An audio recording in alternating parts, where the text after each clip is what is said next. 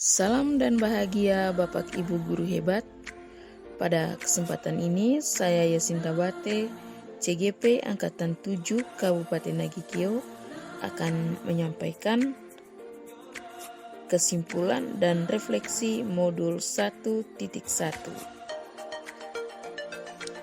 Setelah saya mempelajari modul 1.1, saya dapat menyimpulkan pemikiran Ki Hajar Dewantara tentang pendidikan.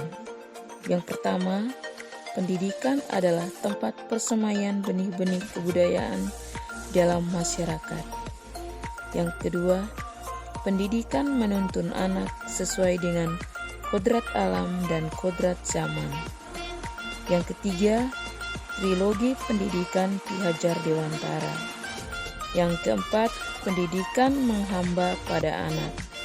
Yang kelima, pendidikan budi pekerti yang dapat disesuaikan dengan konteks sosial budaya masyarakat setempat. Dalam kegiatan refleksi kali ini, saya akan menjawab 3 pertanyaan. Pertanyaan yang pertama, apa yang Anda percaya tentang murid dan pembelajaran di kelas sebelum mempelajari modul 1.1? Yang pertama, murid adalah objek yang hanya menerima pengetahuan tanpa terlibat langsung dalam mengkonstruksi pengetahuan baru. Yang kedua, memberikan tugas yang seragam tanpa mempertimbangkan keseragaman potensi peserta didik. Yang ketiga, pembelajaran berfokus pada ketercapaian target materi dan kriteria ketuntasan minimal.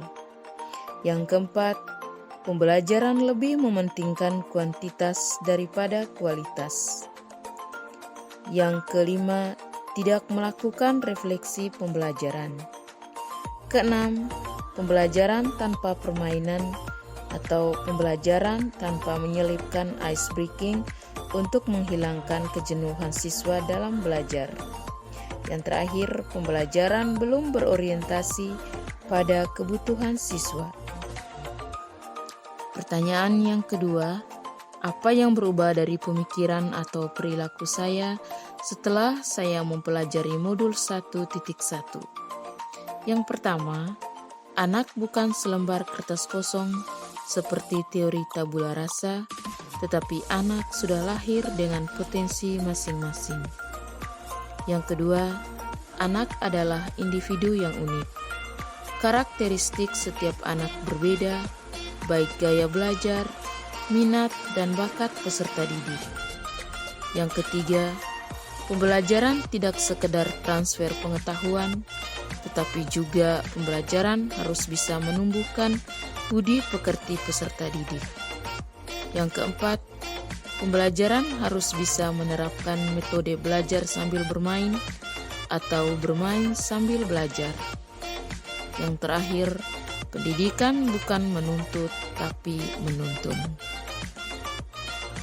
Pertanyaan yang ketiga, apa yang dapat segera saya terapkan lebih baik agar kelas saya mencerminkan pemikiran Ki Hajar Dewantara?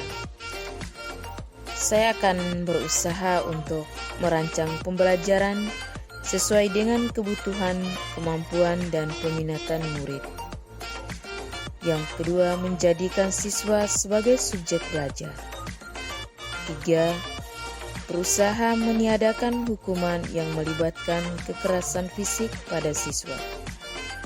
Yang keempat, perencanaan pembelajaran yang variatif dengan memanfaatkan teknologi dan alam sekitar dan mengaitkan materi dengan kehidupan nyata.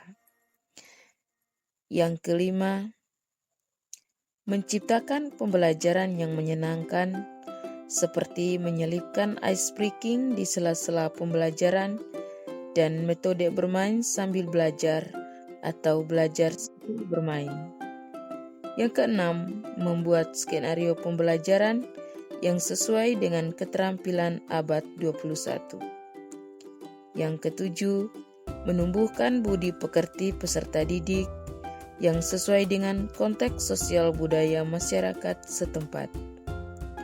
Yang kedelapan, menerapkan trilogi pendidikan. Yang ke-9, membuat refleksi pembelajaran.